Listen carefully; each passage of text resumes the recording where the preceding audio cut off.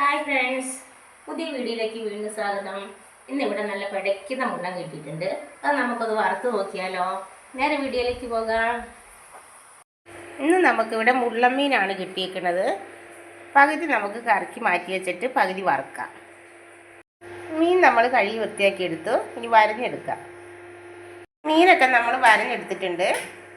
ഇനി ഇതിലേക്ക് മസാല തേച്ച് കൊടുക്കാം.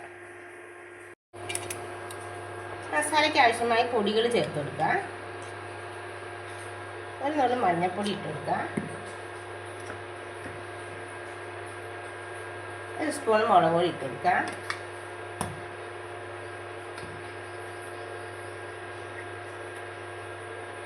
അര ടീസ്പൂണ് കുരുമുളക് പൊടി ഇട്ട് കൊടുക്കുക. ഒരു നുള്ളു മല്ലിപ്പൊടി,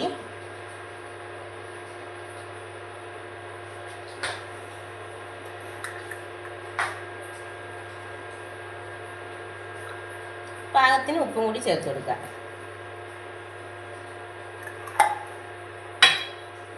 കുറച്ച് കറിവേപ്പിലയും കൂടി ഇടാം. നന്നായിട്ട് മിക്സ് ചെയ്ത് കൊടുക്കാം. മീനൊക്കെ മസാല തേച്ച് വെച്ചു. ഒരു 10 മിനിറ്റ് മാറ്റി വയ്ക്കാം. മസാല തേച്ച് വെച്ച മീനൊക്കെ ഇവിടെ മസാലയൊക്കെ പിടിച്ച് ഇരിപ്പുണ്ട്. നമുക്കിനി വറുത്തെടുക്കാം. ഒരു ചട്ടി അടുപ്പത്ത് വെച്ച് ചട്ടി ചൂടായിട്ടുണ്ട്. നമുക്ക് എണ്ണ ഒഴിച്ചു കൊടുക്കാം.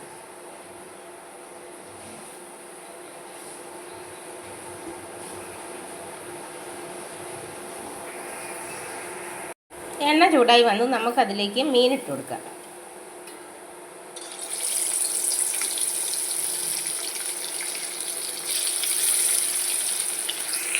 എല്ലാ മീനും ഞാൻ ചട്ടിയിലേക്ക് ഇട്ട് കൊടുത്തു. തീ കുറച്ച് വെച്ച് നമുക്ക് മൂപ്പിച്ചെടുക്കാം. തീ കുറച്ച് വെച്ച് മീൻ വറുക്കുകയും തേങ്ങ വറുക്കുകയൊക്കെ ചെയ്യുമ്പോഴാണ് അതിന് നല്ല ടേസ്റ്റ് ഉണ്ടാകുക. ഇങ്ങനെ ചീഞ്ചട്ടിയിൽ വറുക്കുകയാണെങ്കിൽ നമുക്കിങ്ങനെ ചരിച്ച് വെച്ച് കൊടുത്ത് എല്ലാ വശത്തും എണ്ണയാക്കിയിട്ട് ഓരോ വശം ചരിച്ച് കൊടുത്ത് വറുത്താൽ നല്ലതാണ്. ഇതിനൊക്കെ ഒരു വശം മൂത്ത് വന്ന് നമുക്ക് തിരിച്ചിട്ട് കൊടുക്കാം.